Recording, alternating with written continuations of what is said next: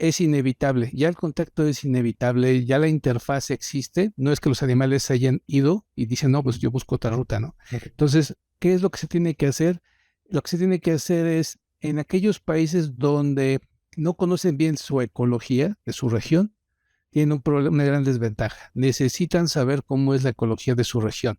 No importa qué tan chico o grande sea, necesitan conocer la ecología. Necesitan saber qué hacen los animales silvestres, aves o no aves.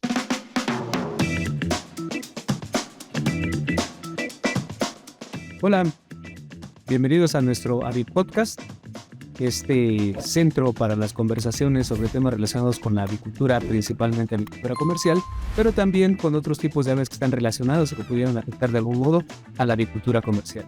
El día de hoy vamos a platicar sobre el estudio de la ecología de los virus en aves silvestres y para esto agradecemos mucho que nos haya aceptado la invitación. Tenemos al Dr. Gary García Espinosa. Antes de empezar con la conversación, Gary, otra vez, gracias por acompañarnos.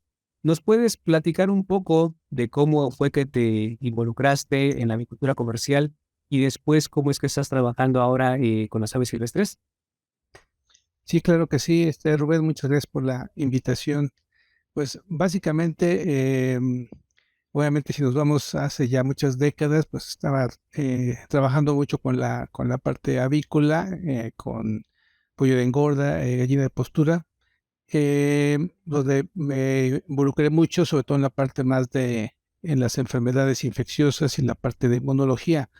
Em, para aquellos años, obviamente uno de los puntos clave que siempre me llamaron la atención, porque nunca había visto esto en otros animales, era justamente esas enfermedades que te eliminan toda la parvada, ¿no?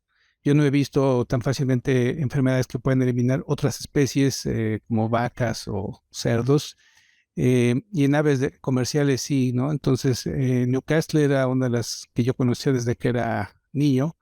Desde que muy pequeño yo me involucré mucho con la parte pecuaria y influenza aviar no figuraba en esos años. Cuando estoy haciendo la carrera y termino la carrera, pues estoy enfocado meramente en producción avícola totalmente. Hago mi maestría, mi doctorado, sobre todo en área más de enfermedades infecciosas e inmunología.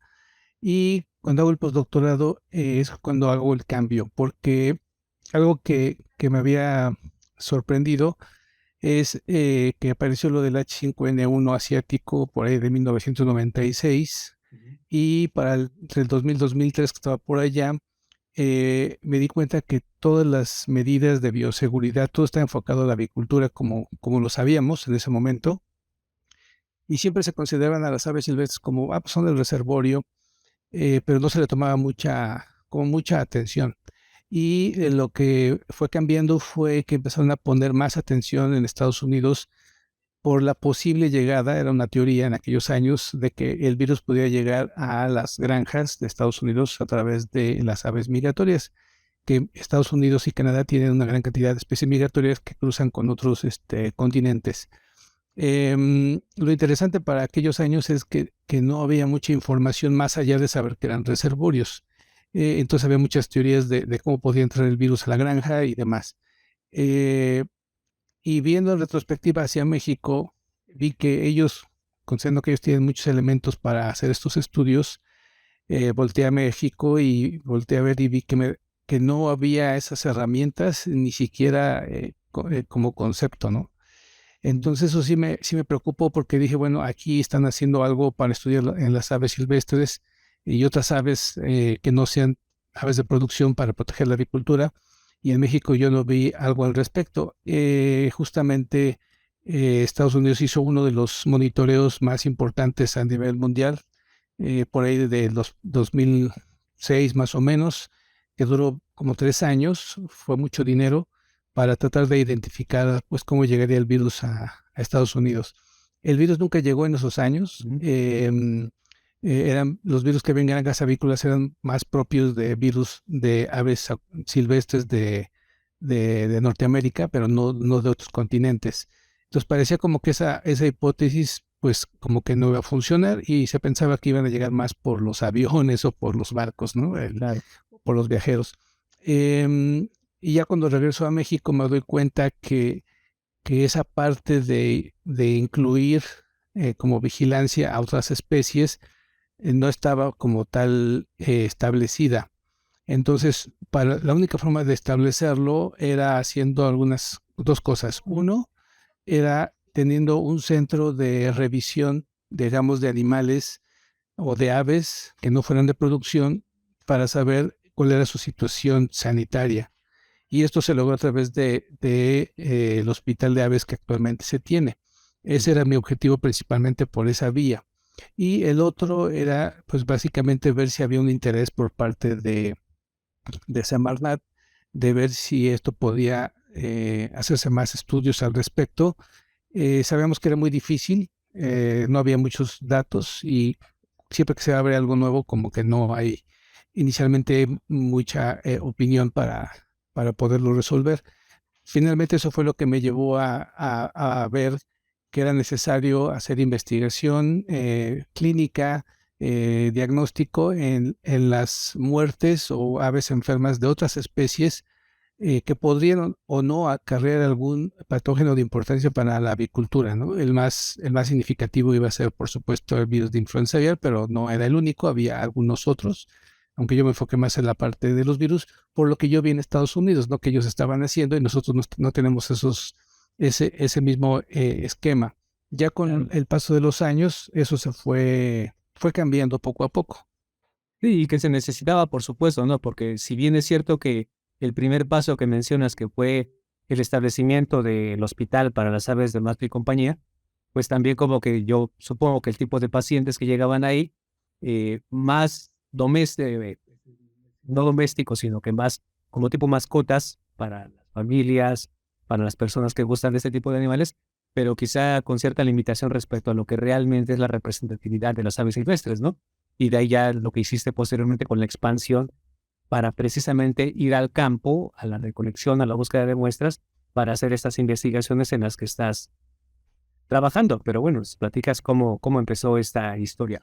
Ahora ya quisiera preguntarte, en este estudio de la ecología de los virus y la interacción que puede haber entre las aves silvestres, aquellas que también se llegan a denominar no convencionales, y las aves comerciales, que evidentemente para la mayoría de nuestros quienes nos ven y quienes nos escuchan les interesa la parte de la agricultura comercial, ¿cuáles son las áreas de oportunidad de este estudio de ecología de virus?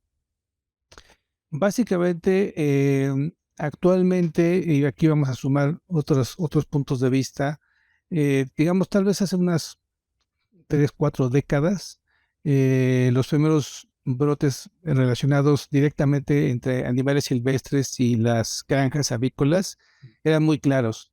Están publicados en Avian Diseases, donde, por ejemplo, las granjas realmente estaban a pocos metros de los estanques donde llegaban los patos silvestres, no había mallas, no había separación, no había tanto cambio de calzado entre los trabajadores que iban de la granja hacia su casa o hacia donde estaba el estanque. Y esas cosas que se vieron se fueron poco a poco mejorando, pero hay que tomar en cuenta que para aquellos años la cantidad de granjas avícolas no es la que tenemos recientemente. Sí. Los espacios que el ser humano ha ocupado, digamos, de la vida silvestre, del paisaje o de la ecología, han disminuido. Actualmente esto de decir que nos vamos a acabar los ecosistemas ya es una realidad. Los ecosistemas ya están más que impactados. Sí. Si uno ve los mapas globales, hay estudios donde claramente son muy pocos los países a nivel mundial que tienen todavía reservas naturales significativas. México no es uno de ellos, por supuesto, y hay otros países que tampoco no lo tienen. ¿Y esto qué significa? Significa que con el objetivo de alimentar a la población humana que va creciendo año con año, o sea, es de las pocas especies que siguen creciendo, no van hacia abajo, sino van hacia arriba a nivel mundial, implica alimentar a esta población, en el caso de la avicultura, pues con pollo y con huevo principalmente, y un poquito también de pavo y otras especies, según la región, como patos o faisanes. Pero el punto es que esto ha hecho que crezcan más granjas, que se impacten más los ecosistemas, porque necesitamos aumentar la producción, no solamente por la propia genética de los pollos y de las gallinas y la automatización de estas granjas, para que sean más eficientes en todo sentido, sino que al final del día se requiere más espacio, más área agrícola para sembrar más sorgo, para sembrar más maíz, etcétera. Y eso que uno pensaría que no pasa nada, es que a muchas aves silvestres se logran adaptar, aunque uno no lo crea, se logran adaptar a la modificación del ambiente. Y entonces resulta que tienes sembradíos muy extensos donde puedes tener aves silvestres que obviamente se van a comer algo de ese grano, pero van a defecar en ese lugar también. Y no estamos hablando de 100 aves o 1000 aves, podemos hablar de miles de aves. Y entonces todo esto se empieza a mantener. Por ejemplo, los brotes que hubieron en Europa fueron muy claros en el sentido de que las aves justamente están donde están los sembradíos, donde están las granjas. Entonces, es inevitable, ya el contacto es inevitable, ya la interfaz existe, no es que los animales se hayan ido y dicen, no, pues yo busco otra ruta, ¿no? Entonces, ¿qué es lo que se tiene que hacer? Lo que se tiene que hacer es, en aquellos países donde no conocen bien su ecología de su región, tienen un problema, una gran desventaja. Necesitan saber cómo es la ecología de su región. No importa qué tan chico o grande sea, necesitan conocer la ecología, necesitan saber qué hacen los animales silvestres, aves o no aves, pueden ser otros animales, incluso marinos, en su región, porque tienen que identificar cuáles son las cadenas de transmisión. Si bien ya se sabe cómo se transmite el virus de influenza aviar prácticamente por la ruta fecal oral y el caso de las granjas vía directa por los aerosoles, está muy documentado eso, y entre más cercanos estén es más fácil. Pero cuando hablamos ya a nivel de ecología, el problema es que necesitamos saber dónde están esos animales, cuál es el comportamiento de esos animales, y ahí es donde algunos van a encontrar sus factores de riesgo. Entonces, puede que en alguna región tengamos menos aves acuáticas, pero tengamos otro tipo de aves, como las garzas. Puede ser que tengan más especies diversas de pájaros o menos especies de pájaros. Dependiendo del entorno, puede ser que atraigan animales de otras especies que no sean aves, como los mamíferos, los predadores. Y algo importante, depende de la región. Hay lugares donde tenemos, por ejemplo, perros ferales, ¿sí? Que finalmente ya se forman parte de ese ecosistema, ¿no? O gatos también ferales. Y otras aves que se vuelven ferales. Y entonces, creo que lo que se tiene que hacer actualmente es, cada quien en su región debe de identificar sus factores de riesgo y ver cómo los puede minimizar. No los vamos a poder eliminar, porque hay una competencia real por los recursos naturales. Si una granja necesita, una población necesita agua, es obvio que va a estar cerca o va a traer el agua de las lagunas o de los lagos o de las presas. Pero esos mismos ecosistemas atraen a las diferentes especies silvestres que necesitan el agua también. Entonces ahí se vuelve ya una, pues, literal competencia por el recurso natural, empezando por el agua, que es de los más escasos y más importantes. Entonces las áreas de oportunidad están justamente en esas áreas que cada quien debe de estudiar. Si no están estudiadas, si están estudiadas llevan una ventaja, y ya si están estudiadas, pues identificar. Y creo que es mucho gestión, es decir, decirle a la gente qué es lo que puede hacer para evitar que esos animales lleguen a sus granjas, y cómo poder evitarlo sin destruir los ecosistemas, sin afectar la biodiversidad. Oye, y en el caso de Latinoamérica, porque sabemos que afortunadamente nos escuchan y nos ven en este podcast, pues personas interesadas prácticamente en todo el continente. Y sabrás cómo está, me decías, ¿no? Obviamente depende de la región, depende del tipo de aves, etcétera. Pero más o menos en cuanto a este conocimiento, en el caso de México, tú has realizado varios estudios, seguramente estás en contacto con colegas cercanos que en el país han ampliado los estudios para tener más cobertura territorial y más conocimiento de estas interacciones de las aves silvestres con las aves de producción. Pero en tu conocimiento, ¿qué países podemos considerar que están un poco más desarrollados, más avanzados en estos conocimientos en el continente americano? Mira, casi todos los países tienen una evaluación de su ecología, Ujú. lo que tienen. El problema principal que yo veo que no hay es esa comunicación real entre, digamos, la Secretaría de Recursos Naturales y la Secretaría o o el Ministerio de Agricultura. Ok. Ese es el punto clave, porque si tienen la cartografía, si tienen los inventarios de las aves silvestres o los animales silvestres, pero no se usan en forma estratégica para que se expandan, por ejemplo, áreas de cultivo o se pongan granjas, entonces cada quien lo está haciendo en forma independiente y entonces no se considera como un todo el poder decir, bueno, en esta zona tenemos una gran cantidad de regiones que son importantes para las aves acuáticas, pero necesitamos poner granjas. Entonces, decir, la pregunta es, bueno, si las ponemos ahí vamos a aumentar nuestro riesgo. Tenemos que moverlas a lugares donde no sean rutas migratorias, por ejemplo, ¿no? O dar alternativas. Entonces, el problema que yo he visto con colegas, no solamente a nivel de campo, sino también incluso a nivel, digamos, de gobierno, de secretaría o de ONG, el principal problema es que cada quien trabaja en forma independiente y cuando se tiene que tomar la decisión para poner o expandir algunas áreas agrícolas o pecuarias, eh, vienen como que esas partes que dicen, bueno, es que hay que ver el impacto ambiental. Y el problema del impacto ambiental es, bueno, y si no pasa, ¿cuál es la alternativa, no? Y creo que el problema está más en un problema de gestión, porque la mayoría de los países, por ejemplo, de Centroamérica, en términos generales, pues es un clima bastante cercano a lo que es el Ecuador. Tiene depende del país, tiene alguna pequeña cordillera, como las tiene México en la Sierra Madre Occidental y Oriental, y esa topografía ayuda a que las aves toman ciertas rutas y hay lugares donde no las van a tomar, pero eso se tiene que ver in situ, porque a nivel de plano puede uno cometer muchos errores, pero ya cuando uno va in situ y ve lo que se está haciendo, ahí es donde uno sabe si está teniendo un impacto, ¿no? Por ejemplo, hay lugares donde se siembra arroz. El arroz son áreas anegadas. Entonces, si tú destruyes un ecosistema y creas uno como el de los arrozales, vas a traer otro tipo de fauna, porque estás dando lo que necesitan.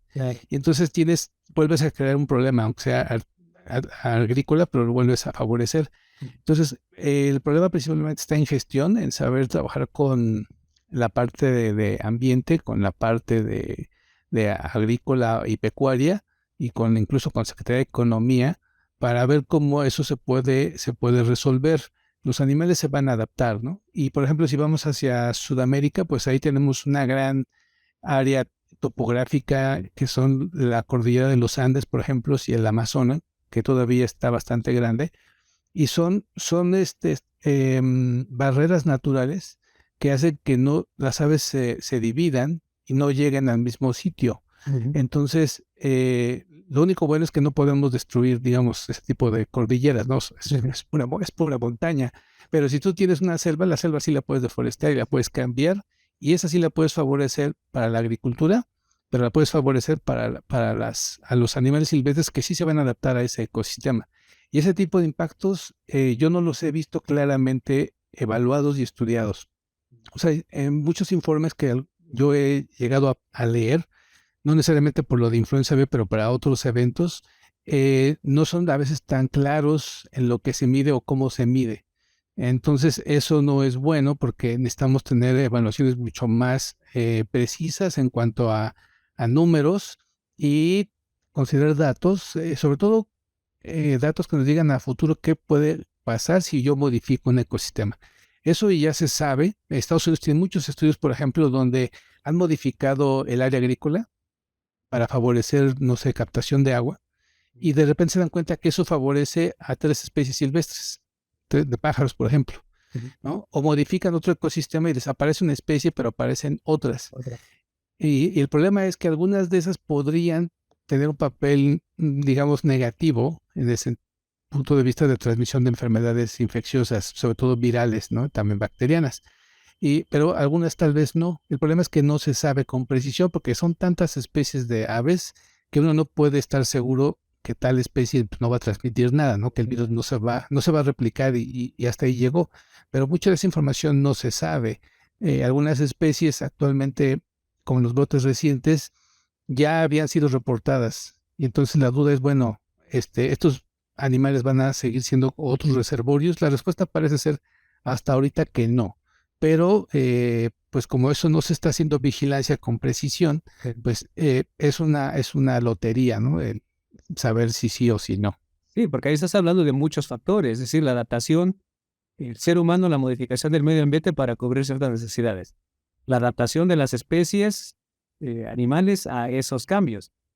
Y lo último que mencionas, finalmente la adaptación de los microorganismos también a esos cambios, ¿no? De los hospederos, los que pueden desaparecer, a los que podrían infectar ahora, cuál va a ser su comportamiento, muchas cosas impredecibles. Entonces, las áreas de oportunidad en este campo, como lo mencionas, pues son muchas, ¿no? Y desde el punto de vista de vigilancia episodiológica, ¿qué, qué esperamos? ¿Qué es lo que opinas respecto a esto? ¿Qué se puede hacer en términos de vigilancia episodiológica? Fíjate que eso es una pregunta es recurrente y la respuesta la voy a cortar muy rápido solamente en los impactos.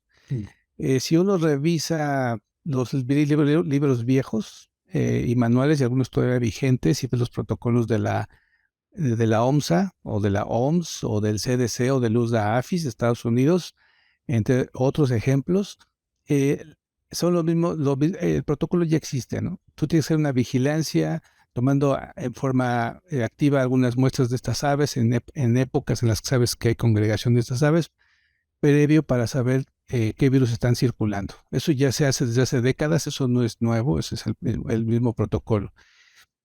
¿Cuál es el problema? El problema es que nadie ha podido identificar, y ese es mi punto de vista, puede ser que alguien tenga una publicación que diga lo contrario, pero no, de serlo sería una excepción. Sí. La mayoría hacemos, digamos, vigilancia, o sea, hace vigilancia de un patógeno, en el entendido en que tú vas a encontrar ese patógeno que pueda afectar, por ejemplo, a la avicultura. Sí. El problema es que el escenario que yo he visto en mi experiencia es siempre ocurre primero el brote en una granja avícola, aunque sea pequeñita, Sí. y después lo haces retrospectivo. Es decir, ya tuve un foco en una granja de pavos, una granja de pollos o de gallinas en tal región, encuentres el virus patógeno y después te vas a buscarlo, El origen. el origen, pero ya es posterior. Es Ajá. Sí, sí, sí. posterior. Sí, sí, sí, ¿No? O sea, claro. y entonces vas en desventaja, el virus ya te ganó. O sea, el virus ya llegó primero, ya se estableció, se adaptó, causó un brote. Y entonces el problema de la vigilancia es que nos dicen nada más o menos qué es lo que está circulando, pero no nos va a poder decir cuándo ni cómo va a venir el siguiente brote. Ahí es donde vienen las medidas de bioseguridad de la granja, que por mucho que se implementen, si es una zona de alto riesgo, en un momento va a tener algún pequeño foco, tal vez pequeño, pero lo tendrá. Y al final las medidas contraepidémicas son las mismas, es decir, si una vez sale positiva en una parvada, esa parvada básicamente es eliminada, en la mayoría de los casos es eliminada prácticamente. Y después viene ese problema porque eliminas esa parvada. Entonces, esa parvada, que son muchos miles de aves de corral, tienen el virus, tú vas a eliminar esas parvadas, las vas a enterrar, vas a sacar toda la cama. Y cuando hagas eso, vas a diseminar el virus inevitablemente, ¿sí? Porque son muchos kilos de animales y muchos kilos de cama. Si la entierras dependiendo de la zona, hay lugares donde tú no puedes perforar ni 10 centímetros porque es duro el piso, ¿no? Aquí en México tenemos zonas de tepetate donde no puedes romperlo realmente. Y si lo quieres hacer, sale carísimo. Y hay lugares donde sí puede ser una excavación mucho más eficiente y enterrar, pero luego tienes los mantos freáticos. Entonces, el problema que yo veo al final es que la enfermedad está bien conocida, por mucho que el virus haga sus mutaciones y se adapte, al final del día las medidas son las mismas, es decir, tienes que tener la bioseguridad, tienes que eliminar las parvadas positivas, tienes que disponer bien de la cama de los cadáveres, avisar y notificar, pero no podemos hacer algo más, porque mientras el virus ya circule en vida silvestre, pues nosotros no podemos controlar la vida silvestre. A lo mejor uno pensaría, pues ahí yo he escuchado y he visto cosas que la gente hace con tal de alejar a las aves. Le digo, sí, pero las aves están 24 horas 7 trabajando y activas. Entonces, en algún momento de la noche o de la madrugada, las aves van a regresar o los animales van a regresar cuando tú estás dormido. Sí. Es muy difícil mantener eso, ¿no? Entonces, creo que las medidas que se tienen actualmente son las mismas de hace varios años.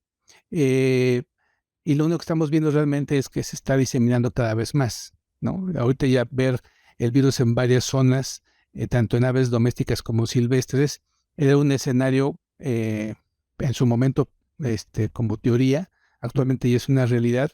Las medidas son las mismas. Y por eso yo voy al punto anterior, que mientras no se establezca o se gestione bien dónde se van a poner las nuevas unidades de producción avícola en la región y no se evalúe al mismo tiempo el impacto que va a tener, no solamente por destruir la parte ecológica, sino por la transmisión de enfermedades, creo que esto lo que estamos haciendo es poniéndonos más en riesgo, ¿no? Va a haber más focos mucho más frecuentes, tal vez no tan severos si tomamos en cuenta la bioseguridad, y en los países donde se aplique la vacuna, pues ayudará. Pero ya la presión que hemos ejercido sobre los ecosistemas, ya estamos en ese punto. Ya no podemos revertirlo, no podemos quitar las granjas, no podemos modificar los ecosistemas otra vez como estaban antes.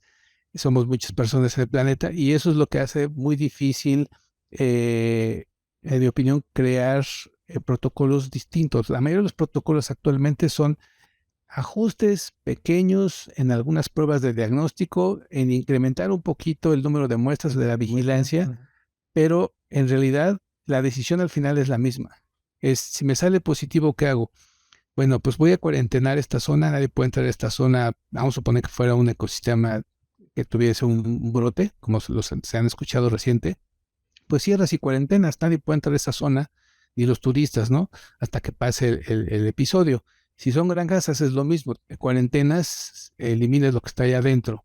Entonces, creo que estas medidas, por ejemplo, adicionales, Estados Unidos las tiene muy bien implementadas, yo las vi, y la gente respeta, ¿no? Es decir, no toques ni extraigas cosas de la vida silvestre. O sea, si este es tu terreno, pues esas son tus funciones y no hagas cosas que atraigan a los animales, no los alimentes, no les des fuente de agua, fuente de alimento porque los atraes, ¿no? Y esas medidas creo que son las más difíciles de establecer porque es una cultura, es la cultura de seguir las reglas. Entonces, si alguien subestima las reglas y dice, pues no pasa nada, aquí nunca ha pasado nada, entonces Pasa por primera vez. hasta que le pase, ¿no? Y lo cual sabemos que tiene efectos negativos cuando tienes un brote en una granja de este tipo de virus. Fíjate, y algo que me hiciste pensar ahorita de lo que acabas de comentar, incluso de ese comportamiento de las aves, es decir, llegan las granjas, se establecen, y ya mencionabas antes, ¿no? Si el agua, etcétera, hace que las aves vayan siguiendo o busquen adaptarse a las situaciones.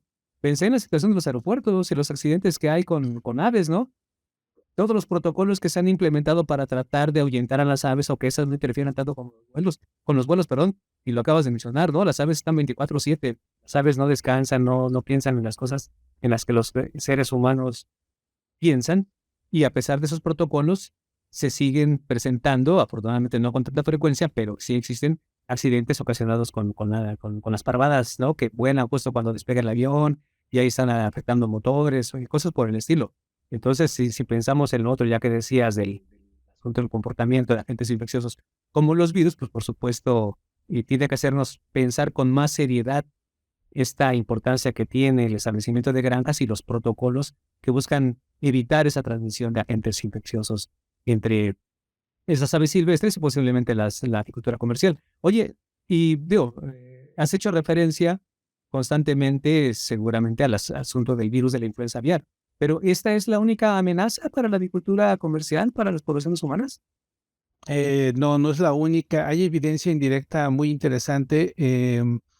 Más o menos después del 2000, después del H5N1, pues, su primera ola, básicamente ya en China, había la teoría de que las granjas podían ser diseminadoras diseminadoras de patógenos. No solamente que llegara un ave o un animal silvestre y la introdujera a la granja, sino que al revés. Sí. Y estos datos, ¿por qué son importantes? Porque el impacto es negativo cuando tú das la respuesta que es sí, y la respuesta es sí. Me llamó la atención que los primeros se atrevieron a decirlo fueron los chinos, si no me equivoco, porque son de los que han demostrado que muchos de los virus que tienen, que no necesariamente son de alto impacto como influenza aviar o como Newcastle, pero son virus propios de más de la especie de pollos, por ejemplo, pero esos virus los empiezan a encontrar en todas las aves silvestres que están alrededor de las unidades de producción. Ajá. Y entonces lo que han ido demostrando en algunos casos es que el virus sale de la granja, infecta digamos, en forma accidental a algunas aves de la zona silvestres y se las regresa. Entonces se vuelve un círculo vicioso entre la granja y la avifauna de la región donde está esa granja en particular. Y entonces ese escenario ha mostrado que muchos de los virus se perpetúan, no solamente de aves de corral como los pollos y gallinas, también, por ejemplo, los chinos tienen mucho granjas de patos, entonces muchos de los virus de patos, como astrovirus, parvovirus, etcétera, que están en las granjas de patos domésticos, también los encuentran afuera, ¿no? Entonces, hay publicaciones donde ellos han encontrado eso. No son los únicos, también hay reportes, por ejemplo, muy aislados, pero los hay para el virus de Newcastle, por ejemplo, en vida silvestre, que son, de alguna manera, vienen de lugares donde están las granjas. ¿Sí? Es muy difícil, yo sé que es muy difícil poder a veces tener toda la evidencia para decir salió de esta granja, ¿no? Pero sí coinciden, o sea, sí hay mucha información que coincide que los virus que están en granjas los tienes de alguna manera las aves o animales silvestres que están alrededor de la granja, lo cual tiene bastante sentido. Okay, claro. Fuera de influenza aviar, no he visto alguna otra enfermedad que se haya demostrado que puede. Hay eventos aislados para, por ejemplo, para Clamidia psittaci, que es una bacteria que es con potencial zoonótico, por ejemplo, para las personas que tienen principalmente loros. Pero lo interesante es que esta bacteria se ha encontrado en algunas granjas en forma aislada, ¿sí? Granjas de pollo, ¿no? Entonces, no es conveniente tener una granja de pollo con clamidiasis aviar, no porque se te van a morir como influenza aviar, sino porque es potencial zoonosis para las personas. Entonces, ese es un ejemplo. Esta salmonela también, saliendo un poquito de los virus, y de la mayoría de los virus, con excepción de los virus que son casi específicos de especie, como tal vez puedan ser los poxvirus o los adenovirus o herpesvirus, muchos sí son, pueden estar en diferentes huéspedes, ¿no? Pero eso solamente nos muestra que sí hay una interacción o un intercambio de patógenos entre las granjas y la avifauna que está alrededor. Eso sí, sí ya ocurre, está siendo cada vez más aceptado, porque tiene implicaciones para la granja, porque si tienes que incrementar tus medidas de bioseguridad para que esto no ocurra, porque es un bioindicador de que algo se está saliendo de la granja, ¿no? Pero por ahorita influenza aviar sigue siendo la enfermedad referente para este tipo de problemas, al menos en lo que se respecta a la avicultura. Las demás están en casos aislados, en algunas regiones muy estudiadas en particular. No significa que se deba generalizar, como lo dije, dependiendo del paisaje y de la alta unidad de producción que tenga una región, puede tener más o menos riesgo, pero sí ya hay evidencia de este tipo de intercambios de microbios entre las unidades de producción y la fauna local. Eso sí ya está bastante mencionado, publicado por estudios epidemiológicos en diferentes partes del mundo. Pero, y la percepción de la avicultura comercial para estas amenazas, es decir, ya lo comentas, ¿no? Hay información de lo que en teoría podría ocurrir de hace varias décadas, se confirma en la actualidad por los eventos que se han reportado recientemente, pero en términos generales, ¿cómo ves la respuesta o la percepción que tiene la industria avícola en este sentido? Porque pienso en países, por ejemplo, México, ¿no? Donde el volumen, la industria avícola tiene una aportación muy importante para la alimentación humana. Y aunque tenemos un territorio en superficie muy grande, la realidad es que la industria avícola está regionalizada, algunas áreas con un gran volumen de la producción, y entonces los riesgos, la transmisión directa entre granjas puede ser, pero también la transmisión entre granjas a través de la avicultura, a través de las aves silvestres, pues puede incrementar ese riesgo, ¿no? Y ahí, ¿cómo ven o cómo crees que perciben la industria avícola esos riesgos? Es difícil responder porque te lo voy a poner de esta manera. Todo va dependiendo de tus actividades, ¿no?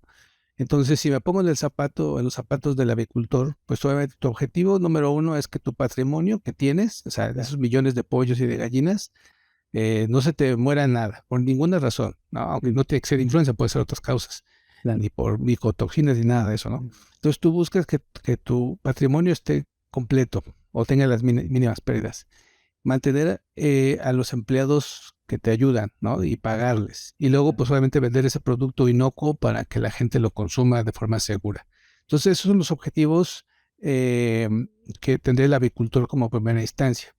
Y luego viene una parte que es la que hay que incorporar y que no es fácil, que es la de esto que le llaman actualmente en México, por ejemplo, empresas socialmente responsables. ¿Qué significa eso? Significa que aplica más para las industrias, pero puede aplicar también para la avicultura, que es decir, ok, genero empleo, doy un producto inocuo a la población para que se alimente, tengo yo mi patrimonio del cual vivo, pero necesito cuidar de alguna manera el ecosistema donde estoy, porque ese ecosistema finalmente me la puede devolver. Si yo no tengo cuidado en lo que estoy haciendo, yo voy a pasarle un problema, digamos, a la naturaleza y ella me lo va a regresar como ya mencioné. Esa parte creo que es la más difícil porque los humanos tendemos a resolver nuestros problemas inmediatos y no es tan fácil pensar en los problemas del tercero, ¿sí? Y entonces, si logramos tener mejor conciencia y decir, bueno, hago esta función importante en la parte avícola, pero debo de ayudar o mitigar el efecto negativo que se puede crecer hacia los ecosistemas, esa es la forma, digamos, en la que se debe de ir trabajando en esa dirección. No, no es fácil porque para muchos en el pasado yo he visto que cuando fue lo de influenza aviar, por ejemplo, ¿qué hace la gente cuando se entera de eso? Pues yo supe, ¿no? Y lo supe por otras fuentes, pues a dispararle a los patos, ¿no? Son una amenaza, ¿no? En vez de buscar entender el problema y tratar de no hacer eso. Y no nomás es esa, por ejemplo, te puedo poner ejemplos totalmente de otros animales que no sean de la avicultura, donde si lo etiquetas con una enfermedad, como por ejemplo los murciélagos que están etiquetados por muchos coronavirus, por ejemplo, que son reservorios, pues algún sector de la población va a tratar de eliminarlos. ¿No? Y entonces no se trata de eso, se trata de decir, bueno, entiendo el problema y veo qué puedo yo hacer para que no tenga yo esa interacción tan constante con el ecosistema. Entonces creo que se tiene que trabajar mucho en esa concientización de la población en general, no solamente del avicultor, sino de cualquier persona que esté en el área agropecuaria o que tenga un impacto en el ecosistema, debe pensar siempre en cómo preservar eso que está ahí, porque ya está claro que el ecosistema eventualmente nos va a regresar ese patógeno de alguna u otra manera en algún momento determinado. ¿Sí? Entonces creo que eso es lo más difícil. Creo que no he escuchado eh, con claridad que alguien diga, estoy haciendo esto y protejo el ecosistema, ¿no? Sino que busco proteger mis prioridades. En el caso del sector oficial, lo tengo que incluir aquí también, su objetivo es muy específico, ¿no? Que diagnosticar temprano brotes de influenza aviar. Sí, pero también hay una contraparte de cuidar el ecosistema. Y entonces ahí regreso, ¿no? Si no se gestiona, si no hay una cultura de cuidado del ambiente, entonces no vamos a lograr como sociedad disminuir o mitigar los problemas futuros sanitarios. Los protocolos ya están, desde mi punto de vista, ya están los protocolos, están los laboratorios, son mínimas las cosas que se tienen que hacer, hay gente para hacer la vigilancia, pueden faltar recursos, pero al final todo esto es una forma de, pero lo que queremos es mitigar el problema y la única forma es estando consciente y evaluando el riesgo en los ecosistemas donde estamos trabajando. Oye, y para esta evaluación del riesgo, la cantidad de gente involucrada, investigadores, líderes de proyectos, estudiantes, quizá unos cuantos de pregrado, como dicen en algunos países de Latinoamérica, de licenciatura, como decimos nosotros, obviamente los de posgrado. ¿Cómo ves esa situación, ese interés para dar cobertura? Obviamente, mientras mayor conocimiento haya, pues mayor posibilidad de planificaciones, de estas estrategias, como dices tú, para mitigar el riesgo. ¿Cómo es esa parte de investigación en ese campo para fortalecer tanto al gobierno como a los propios agricultores? Em, Hay un sector de la población y hay un sector de los estudiantes que sí están conscientes de, el impacto que hemos tenido los humanos en el planeta. Tan es así que hace unos años pues salió una publicación donde estamos en el antropoceno, porque prácticamente pues ya modificamos el planeta, ¿no? A los recursos y todo a favor del ser humano. Y entonces, si hay una población que sí le interesa, y dónde está el talón de Aquiles, como se diría aquí en México, eh, se requieren los recursos para no solamente financiarlo, sino para pagar al personal que va a colectar las muestras, que va a hacer trabajo de campo. Esos trabajos son caros, pero son necesarios. Entonces yo veo, la debilidad la veo ahí justamente, en esa parte. Em, Se necesita tener una partida mucho más amplia económica para que la gente, los profesionales de la salud y otros profesionales afines puedan participar en este tipo de actividades. Hace algunos, tal vez 7 o 10 años, la UNAM justamente publicó en la Gaceta, me llamó la atención, publicó las carreras del futuro. Y dentro de las carreras del futuro, en la que me llamó obviamente la atención por el área en la que estamos trabajando como médicos veterinarios, fue la parte sanitaria. Desde ella se decía que nuestro problema en el futuro iban a ser las epidemias o las episodias por el aumento de la población humana y el aumento de la población animal doméstica para alimentar a la población humana. Y es real. Se requieren personas en esa área. Tal vez algunas personas pueden hacer los análisis en la computadora una vez que tienen los resultados, pero el trabajo de campo es el que se tiene que hacer, es el más demandante, porque hay que conocer el ecosistema, hay que conocer las especies, hay que saber cuándo sí, cuándo no. Esa parte es la parte más delicada. Entonces, si faltan recursos para esa área, así tengamos una población de estudiantes o una población de colegas o gente de otros sectores que quiera, pues no puede hacer mucho porque ese tipo de enfermedades de alguna manera son de control gubernamental por su impacto, ¿no? Es decir, si hay alguien tiene una sospecha de influenza aviar, por ejemplo, pues tiene que notificar al Ministerio de Salud de su país, ¿no? Y entonces ellos van, pero cuando empieza a hacer mucho, pues entonces ya no alcanzan. O sea, si se requiere más personas, más laboratorios. Y por ejemplo, salió hace poco una observación, una publicación, ahorita me acuerdo el organismo que la sacó, pero decía, bueno, solamente los países con muchos recursos económicos pueden tener ciertos laboratorios que son bastante caros de mantener. Entonces, dejamos desprotegidos a países donde a lo mejor no tienen esos recursos. Y la publicación de lo que hace notar es que hay que, mm, hay que hacer laboratorios sencillos. Y yo creo que tú recordarás, por ejemplo, los laboratorios que tuvo México hace ya muchas décadas, antes del BSL-3 que se tiene ahorita aquí en Palo Alto, en Coajimalpa, donde no había tanto de filtros y demás cosas automatizadas. Esos funcionaban y el artículo propone justamente que en países con pocos recursos, que debe permitirse de alguna manera este tipo de infraestructuras que no son tan caras en su mecanización, automatización, pero que sí permiten poder apoyar al diagnóstico rápido de sospecha de enfermedades. Entonces, llegamos a ese punto donde sí se necesita personal, sí se necesita, lo comenté, pero se necesitan recursos. Si no hay los recursos, Sí. pues no se puede contratar al personal calificado, ¿no? Y es delicado porque estamos justamente en esas etapas del antropoceno, en la cual tenemos focos por todos lados, no poquitos, pero ahí están. Y necesitamos estarlos vigilando desde varios ángulos, aunque estamos trabajando desde el punto de vista de los ecosistemas.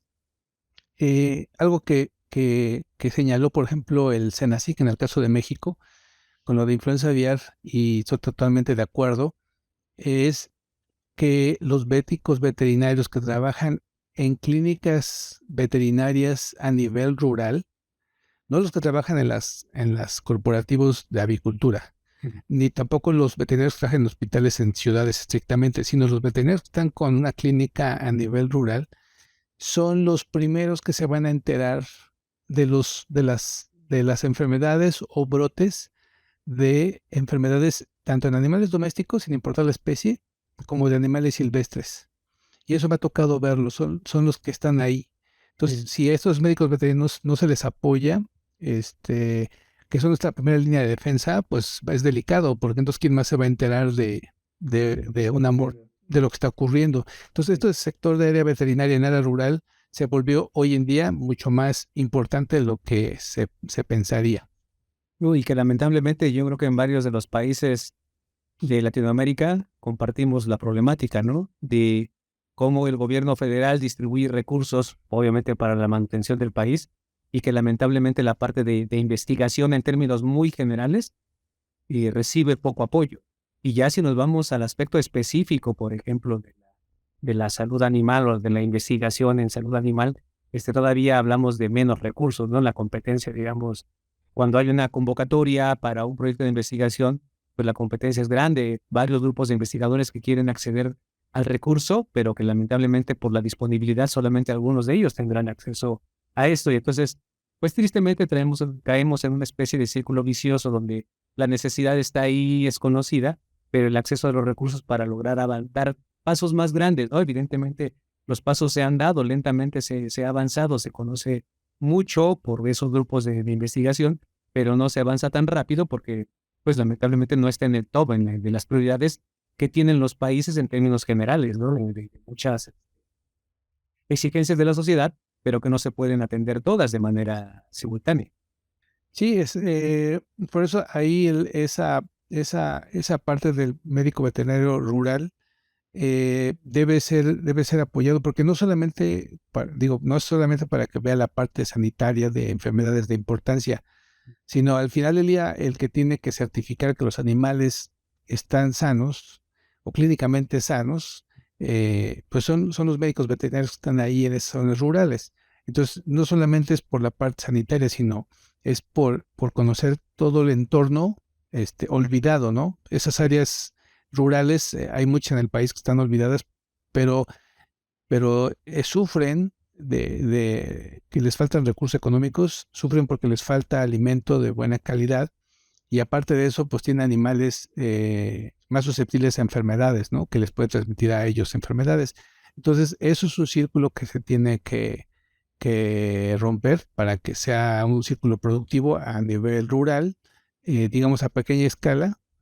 La influenza aviar está muy bien identificada por los avicultores y grandes avicultores y por los veterinarios oficiales, pero la parte rural no se puede olvidar porque ahí hay mucha gente que tiene necesidad y pues está marginada y no debe de ser, ¿no? También tiene animales y se tiene que hacer algo por ellos. Sí, claro, y su subsistencia depende en buena medida de eso, ¿no? De lo poco que pueden sembrar, cultivar y evidentemente que complementa con la parte de los animales para el autoconsumo. Ujú. Gary, muy interesante todos los comentarios que has hecho sobre este tema de la investigación de la ecología de virus en aves silvestres y la posible interacción que pueden tener con aves de traspatio, con aves comerciales, con aves denominadas no convencionales y por supuesto la importancia que tiene para la avicultura comercial y cómo todos deberíamos de estar un poco más involucrados, más atentos y más actualizados sobre lo que puede acontecer. ¿Algún comentario extra que quieras hacer al respecto de este tema? Pues el único comentario es que seamos un poco más empáticos con nuestro entorno. Sí es importante concentrarnos en nuestra especialidad, en nuestro trabajo cotidiano, pero siempre buscar que lo que hagamos beneficie y en la medida posible pues mitigar hacia otras áreas, aunque no sea nuestra principal área o vocación o especialidad, porque al final, pues, aunque parece un cliché, ¿no? Pero en realidad, pues todos estamos en el mismo planeta, todos estamos en algún lado, en el mismo país o misma región, y entonces, si cada quien ve por sí mismo, pues va a ser muy difícil que podamos resolver problemas globales o problemas amplios de la región, ¿no? Entonces tiene que haber un poco más de empatía con los demás para poder mitigar los problemas. Sí, ampliar la comunicación y abrir también a veces nuestras áreas de interés, ¿no? Porque a veces también yo creo que por la misma escasez de recursos es probable que pues se esté investigando, se esté trabajando en un campo, pero no se difunda de manera inmediata sobre qué estoy trabajando porque pues me pueden ganar el tema o pueden competir por mí cuando hay alguna convocatoria para recursos. Yo creo que es una visión muy interesante la que tiene respecto a esto, ¿no? Antes de concluir, quiero hacerte un par de preguntas. La primera, en tu opinión, para los jóvenes veterinarios y otros de carreras afines para este campo en el que tú te estás desarrollando, ¿qué crees que puede hacer la diferencia entre lograr tener el éxito y no hacerlo tan bien? Pues básicamente es comprometerse con la actividad que se quiere realizar, o sea, comprometerse en realidad. Si uno se compromete con el trabajo que uno tiene que hacer y busca alianzas y colaboraciones, tanto con el gobierno como con las ONGs, con los empresarios, con la gente rural de la zona, va a ser mucho más fácil avanzar. Pero si nos ponemos en una modalidad totalmente pues egoísta, independiente, pues no se va a avanzar. Entonces el objetivo es buscar las colaboraciones para mejorar el bien de varios y esto puede hacer que avance uno significativamente y positivamente en el área que estamos haciendo. Excelente, muchas gracias. Ya llegó el segmento de nominaciones. Oye, y antes de despedirnos, ¿nos puedes sugerir, recomendar y puede ser sobre este mismo tema en el que te estás desarrollando o en algún otro ámbito de la industria avícola, alguna personalidad que como tú pudiera platicar con nosotros en este Avipodcast? Sí, durante las investigaciones que he estado haciendo con las aves silvestres, uno de los descubrimientos que no tenía contemplado y que me ha llevado a un tema que debe tocarse es la resistencia antimicrobiana.